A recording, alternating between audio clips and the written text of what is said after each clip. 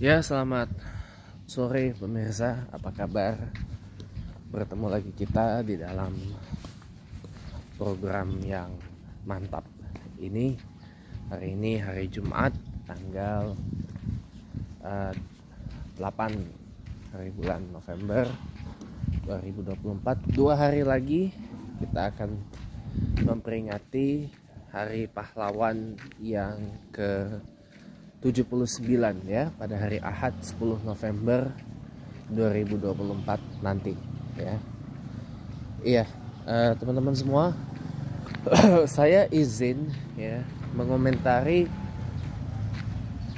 statement yang disampaikan oleh Menteri Koordinator Pembangunan Manusia dan Kebudayaan kita saat ini, yaitu Profesor Pratikno, mantan Menteri Sekretaris Negara, yang mengatakan dalam acara rapat koordinasi ya antara pemerintah pusat dan pemerintah daerah di arena SICC atau Sentul International Convention Center, yang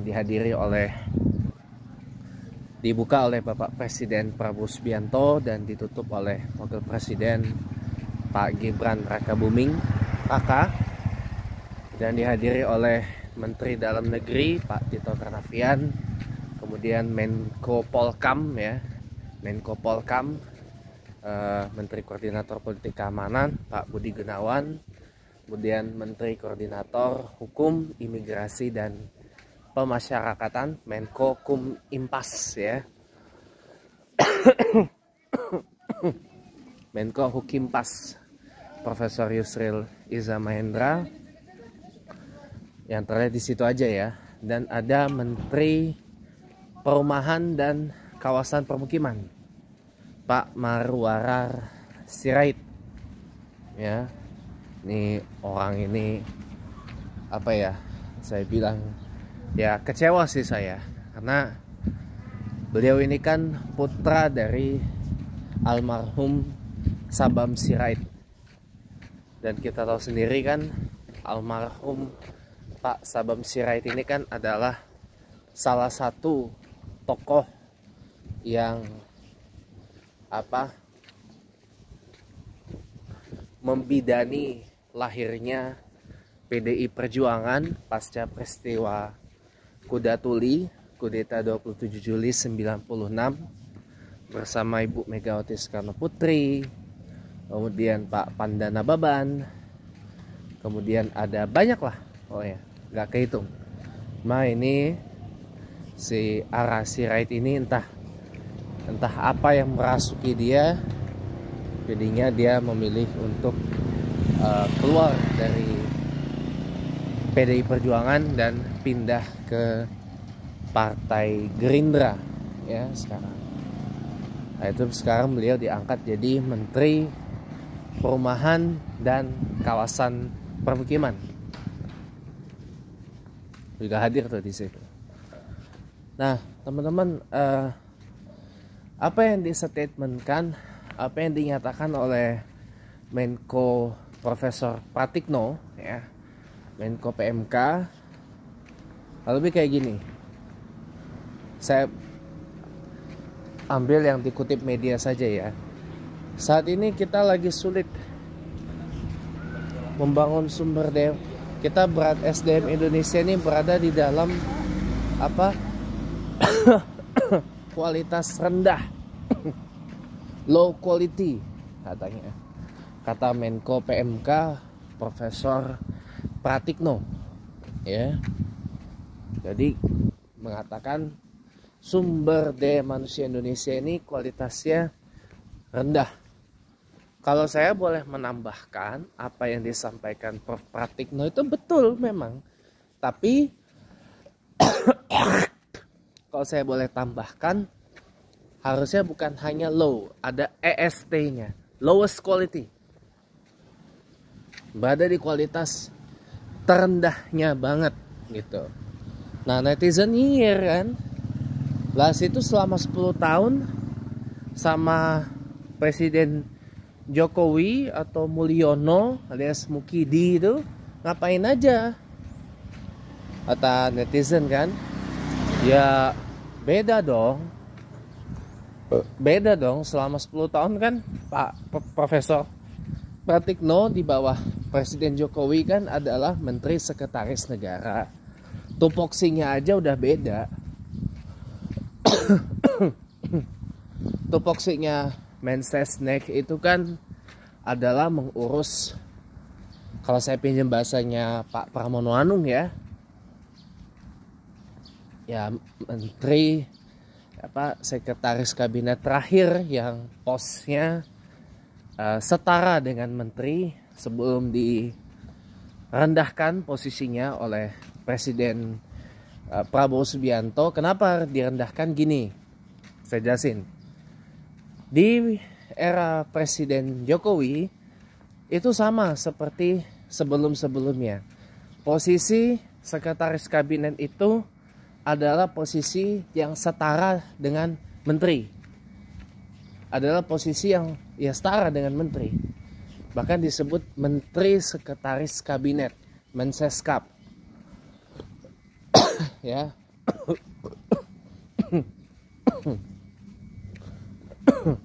Jadi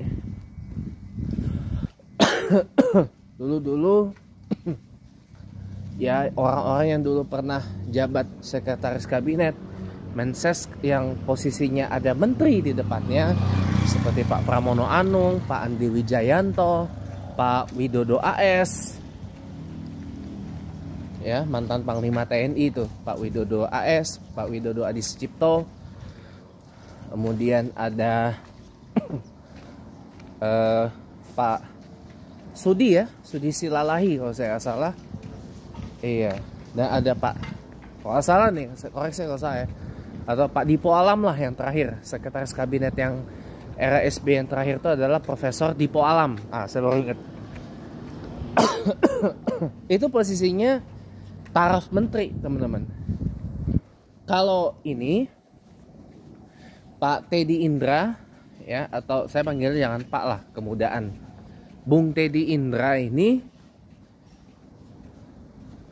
memang diangkat jadi sekretaris kabinet, tapi kenapa saya katakan dikerdilkan oleh Presiden Prabowo? Karena gini, posisi Seskap itu sekarang berada di bawah Kementerian Sekretariat Negara dan tidak punya duties and powers ya, seperti halnya menteri.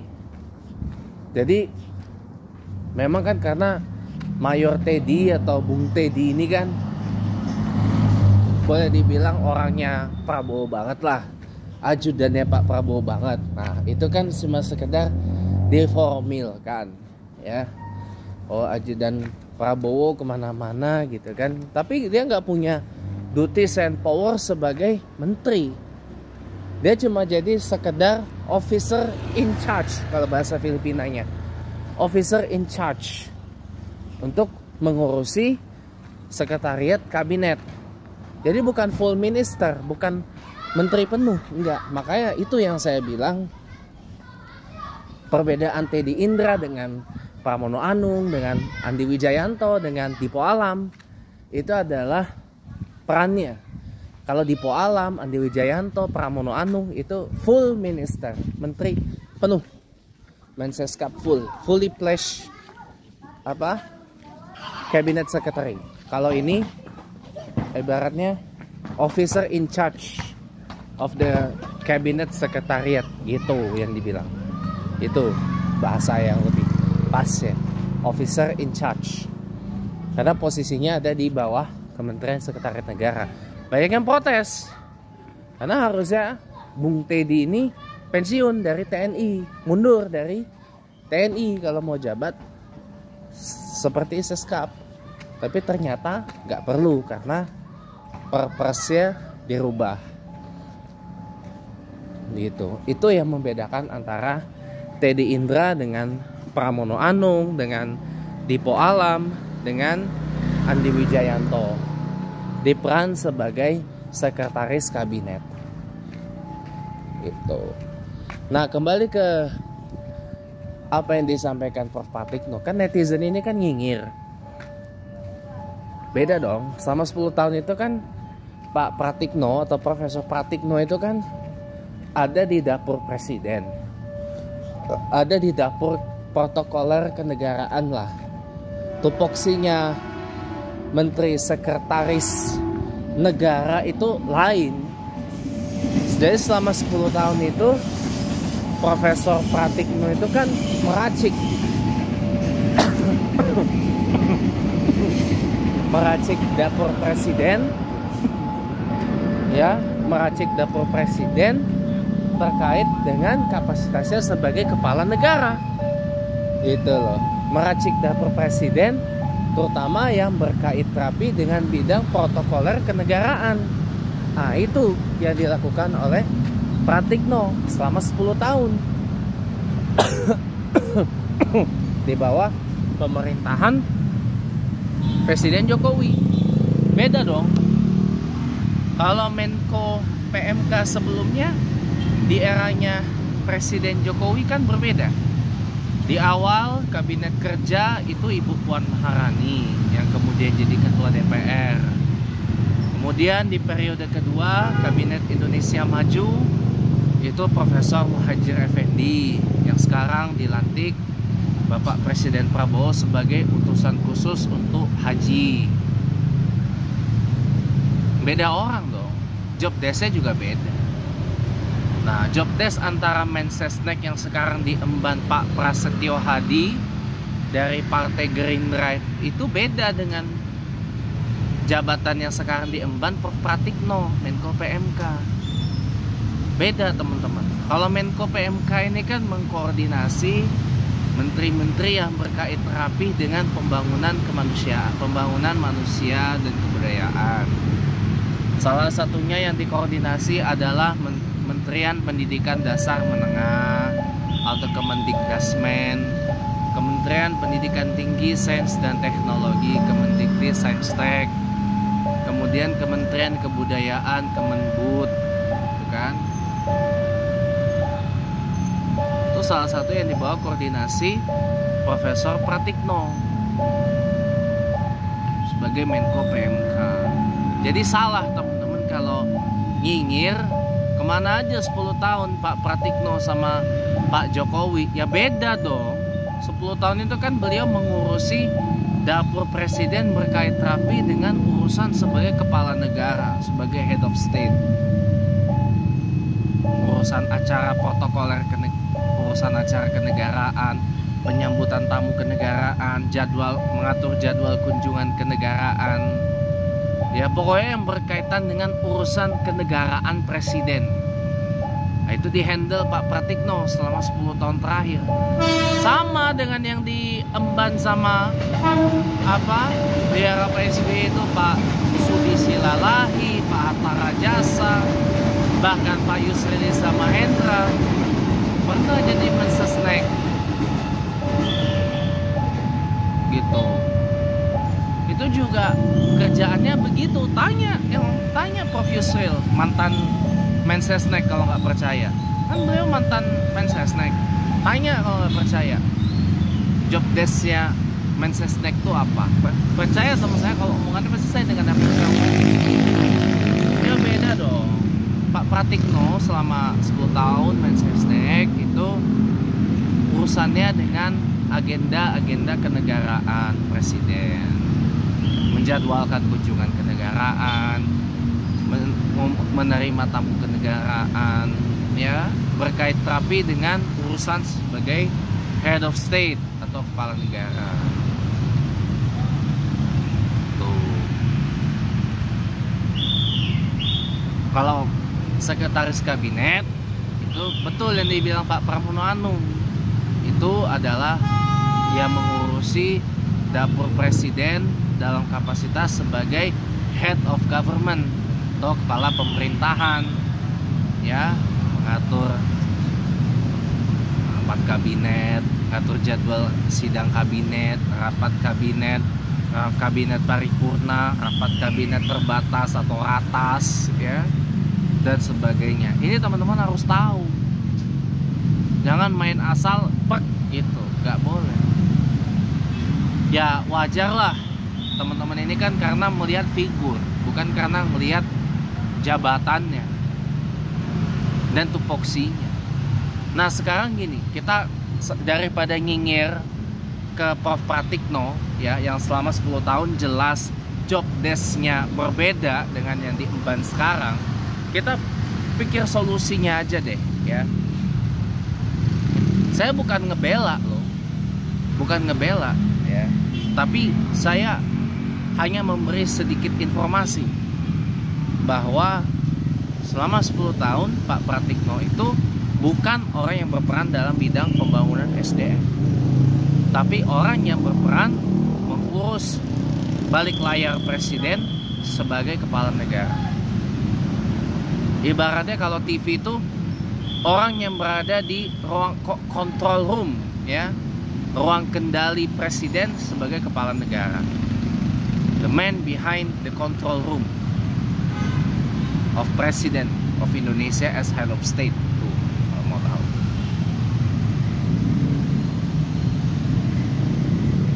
Tanya aja sama Prof Yusril yang sekarang Menteri Koordinator Hukum, Imigrasi dan Pemasyarakatan. Beliau kan mantan Mensesnek juga. Tanya aja kalau nggak percaya.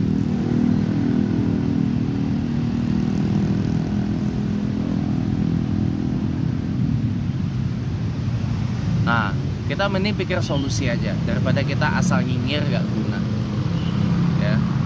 Bagaimana caranya mempercepat pembangunan SDM? Satu, perbaikan kualitas pendidikan biar gak lowes banget. Ya, ada banyak banget hal-hal di pendidikan kita yang seyogyanya wajib diperbaiki. Kalau ujian nasional, mohon maaf, saya sampai hari ini nggak setuju untuk dihidupkan lagi. Kenapa? Gini teman-teman ya, teman-teman tuh harus lihat dulu kondisi psikososial dari masyarakat kita.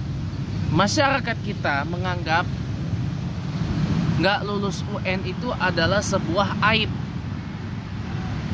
Ya, nggak lulus UN, nggak lulus ujian nasional itu aib. Aib buat keluarga, aib buat orang tua, aib juga buat sekolah.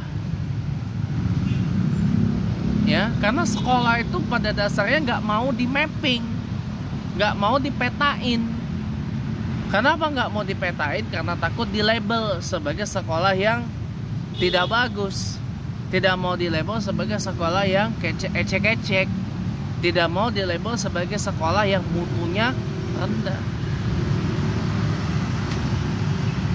Itu alasannya mengapa saya untuk saat ini belum setuju ujian nasional itu dihidupkan lagi. Selama mentalitas masyarakat kita menganggap gak lulus ujian nasional itu adalah aib, ya mau sampai kapanpun juga, percaya sama saya, yang namanya ujian nasional itu gak bakalan bisa bekerja untuk urusan pemetaan. Karena memang baik masyarakat maupun sekolah nggak suka dipetakan. Karena masyarakat kita doktrinnya begini. Sekolah dapat nilai 100, tujuannya biar dilabel sebagai anak pintar, anak pandai, anak cerdas, ya, anak rajin. Dapat ranking, ya, biar mudah nanti ketika ada kumpul saudara atau kumpul antar geng gitu misalkan. Diomongin, anak saya dapat ranking 1, ranking 5, ranking 2, ranking 3 dan seterusnya. Ya. Selama mentalitas masyarakat kita seperti itu, saya rasa kebijakan penghapusan UN, penghapusan ranking, penghapusan naik dan tinggal kelas itu baik. Gitu loh. Karena mohon maaf, masyarakat Indonesia kebanyakan tidak suka berkompetisi,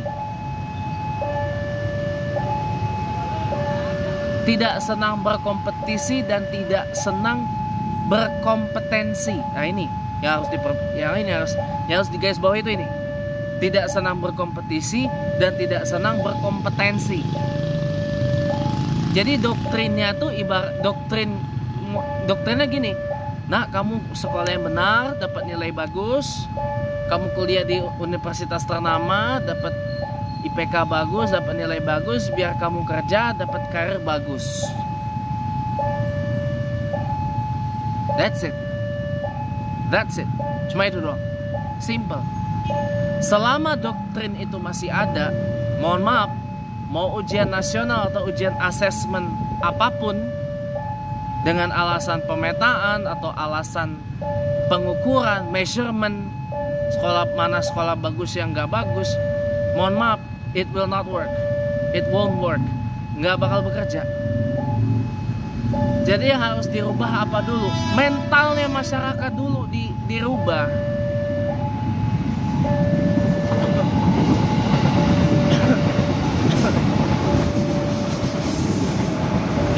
Mental masyarakat untuk senang berkompetisi. Mental masyarakat untuk senang berkompetensi. Ini yang harus dimulai.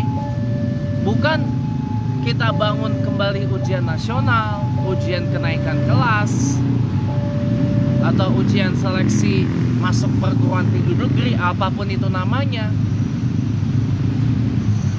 Kalau masyarakat kita nggak senang berkompetisi, kalau masyarakat kita nggak senang berkompetensi, susah. Jadi masyarakat ini harus dididik dulu, ditumbuhkan jiwa-jiwa untuk semangat berkompetisi, jiwa semangat berkompetensi, jiwa yang kompetitif, gitu loh. Karena kalau saya akui kompetitif masyarakat kita tuh rendah banget. Makanya setiap ada tanding kompetisi, mohon maaf, karena saking rendahnya mental competitiveness-nya, akhirnya apa? Memenangkan kompetisi dengan cara yang tidak benar, dengan cara curang. Contoh UN, bocor soal pakai kunci jawaban, dapat name bagus. Itu saya alami dan saya lakukan waktu SMA. Ya, lakukan waktu SMA. Atau ini untuk apa? Akhirnya apa? Orang jadi terbiasa, udahlah, mau kita menang kompetisi, yang penting menang. Udah main cara curang. Atau paling enggak, ketika mengetahui siapa yang unggul, siapa yang lebih mantap, siapa yang lebih hebat gitu ya, outputnya yang salah. Outputnya jadi rasa iri dan dengki. Akibatnya apa? Timbul julid, kepo dan julid. Saking julidnya, mohon maaf, tuduhan-tuduhan yang nggak benar kerap dikeluarkan. Label-label yang nggak benar label-label yang tidak benar dikeluarkan juga. Ini nggak boleh seperti itu. Contoh saya deh, saya kan berapa kali azan tuh di masjid saya, tempat tinggal saya, Masjid Jami Al Karim, Perumahan Bui Bintang Permai, Pesanggerahan, Jakarta Selatan. Om saya tadi ke rumah. Om saya kan mantan wakil bendahara. Bilang, oh ini udah bagus azannya gitu kan. Si James ini sudah bagus azannya gitu kan. Nggak aneh lagi. Saya bilang dalam hati, ini hari Minggu besok kalau nggak ada halangan saya bakal bikin rame. Saya komplain. Karena saya merasa diserang secara pribadi, dirugikan secara pribadi gitu loh. Dijatuhkan marwah dan nama baik saya secara pribadi gitu. Karena saya kalau bawa azan Turkiya di situ dibilangnya aneh. Tapi kalau giliran saya bawa azan Makkah dibilangnya bagus. Nah ini kan lucu, ada standar ganda di situ. Karena nggak familiar, saking nggak familiarnya, saking nggak pernah atau mungkin saking asingnya azan lagu Turkiya itu, jadinya ya seperti itu. Justifikasi ke saya jadinya dilabel sebagai aneh. Saya diprejudicekan aneh azannya. Ini kan saya nggak terima secara personal gitu loh. Nanti hari Minggu besok pas Kajian subuh saya bikin rame deh kalau memang nggak ada halangan. Saya komplain saya. Komplain karena marwah saya jatuh. Harga diri saya jatuh kalau dibilang aneh seperti itu. Tapi sekalipun saya dibilang aneh, saya akan tetap syiarkan azan Turkiya sampai akhir hayat saya. Kenapa?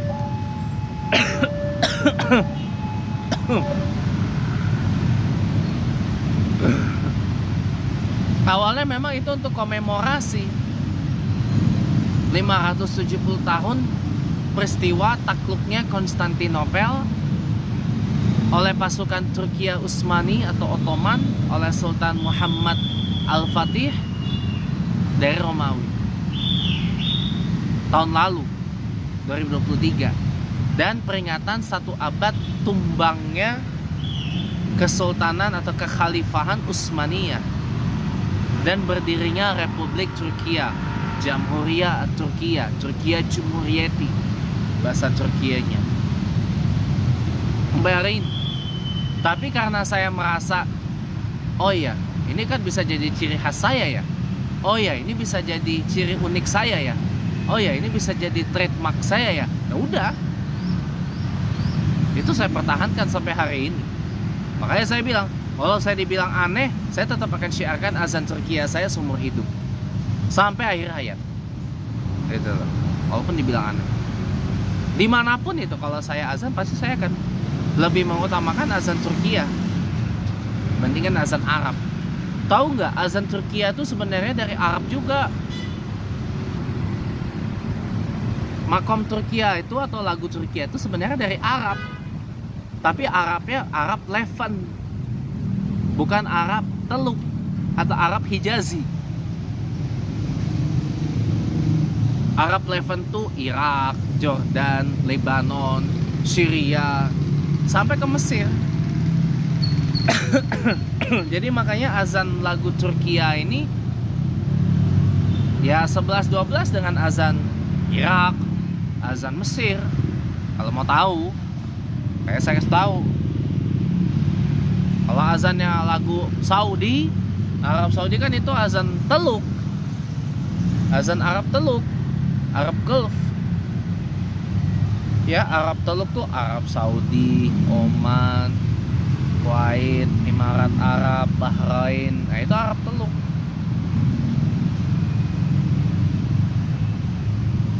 Itu memang beda intonasi nada makomnya, taranumnya, sistematika nadanya beda, kawan.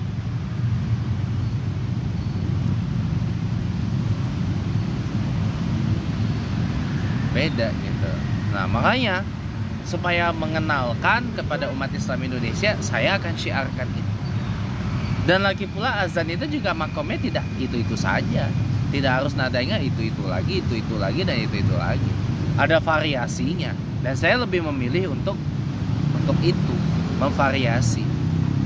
Bervariasi tiap saya memandangin azan, ganti makom, ganti irama dan sebagainya. Nah, hari Minggu akan saya bikin rame di kajian subuh itu. Kalau nggak ada halangan. Dan kalau saya punya keberanian untuk itu, doain ya. Akan saya bikin rame.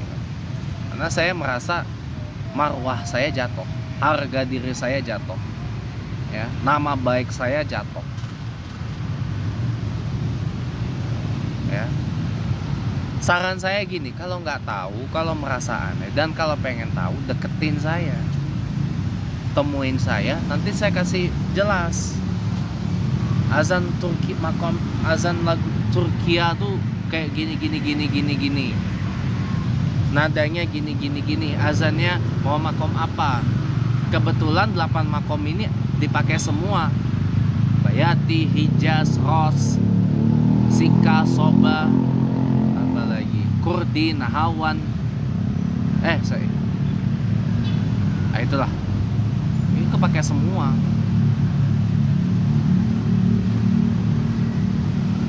Pakai semua.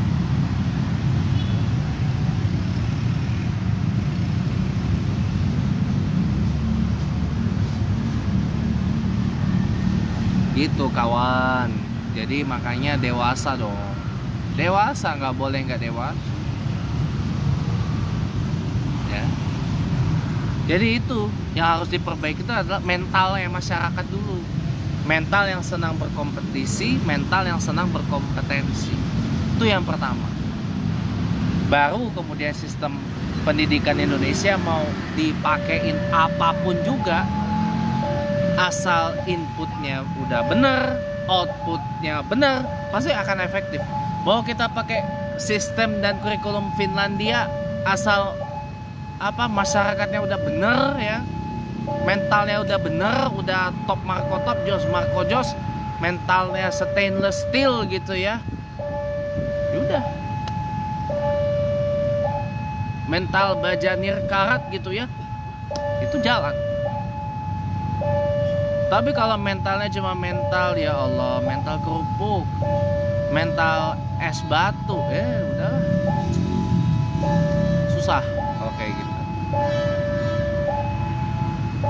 Mau UN dihidupkan lagi, bahkan digelar dari level paling rendah sekalipun juga nggak apa-apa. Kalau masyarakat kita mentalnya udah mental baja nirkarat, bukan mental es batu, apalagi mental kerupuk.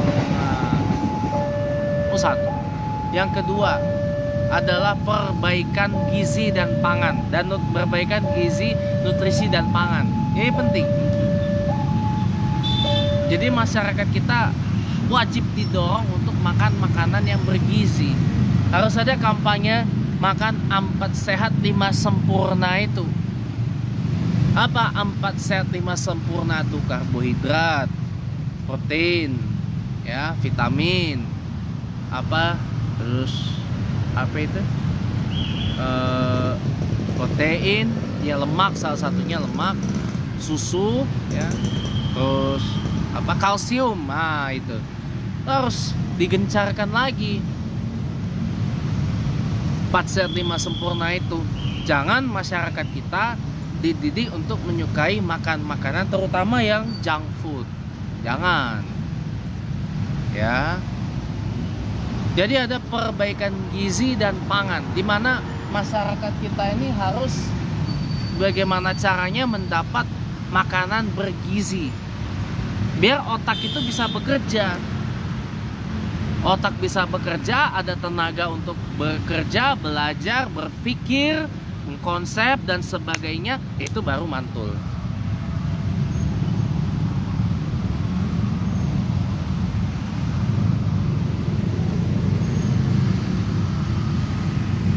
Itu baru mantul. Jadi 4 sehat 5 sempurna itu harus dihidupkan lagi. Jangan tidak dihidupkan. Sip ya. Iya. Jadi perbaikan gizi, nutrisi dan pangan masyarakat itu harus dimulai. Biar pembangunan SDM kita ini tidak berada di dalam lowest quality. Selain tentu perbaikan sistem pendidikan kita yang diawali dulu dengan perbaikan mental masyarakat agar senang bertanding, senang berkompetisi, dan yang paling penting apa? Senang berkompetensi. Karena kalau masyarakat kompeten, masyarakat paten gitu ya, keren dah. Jadi tahu gitu loh, masyarakat kita patennya di bidang apa, orang ini patennya di mana, spesialisasinya apa, ya. Jadi ibaratkan ada ya semacam quality control gitu, agar kita tidak jadi orang yang sama aja dengan yang lain gitu, atau generalis gitu. Menurut saya kita adalah spesialis di bidang kita masing-masing, bukan generalis, tapi spesialis di bidang kita masing-masing. Jadi stop mengatakan orang ini tidak bisa A, tidak bisa B, tidak bisa C dan sebagainya. Tapi yang benar, orang ini spesialisasinya berbeda dengan kita. Karena kemampuan, bakat dan minatnya, talentanya pun juga berbeda. Sekian, terima kasih teman-teman. Selamat sore, sampai jumpa.